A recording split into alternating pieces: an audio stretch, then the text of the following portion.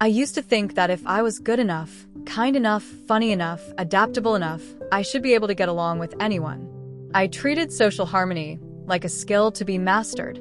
But I've been thinking lately about how that belief is actually a recipe for a very specific kind of exhaustion. What if the friction we feel with certain people isn't a failure of character, but a simple reality of geometry? We all have a natural temperament, a set of internal factory settings for how we process the world. Some of us are gardens.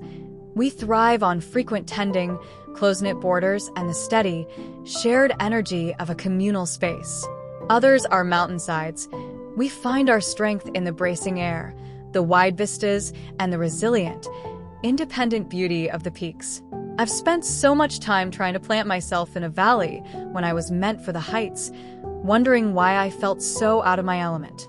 We often blame ourselves for not clicking, but nature doesn't ask an alpine flower to bloom in a lowland greenhouse.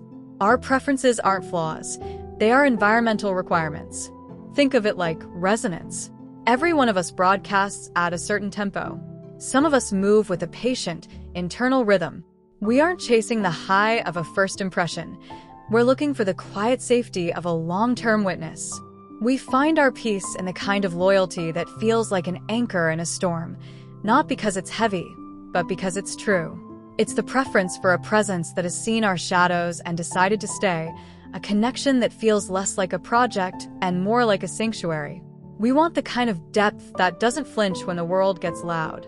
Others broadcast in bright, rapid-fire sparks. They thrive on the thrill of the chase, the quick wit, and a fast-moving tide of many different ideas and faces. If you're a cello trying to jam with a drum kit, you can make music for a little while, but eventually someone has to play out of tune just to keep up. When we force ourselves to match a tempo that isn't ours, we don't just get tired.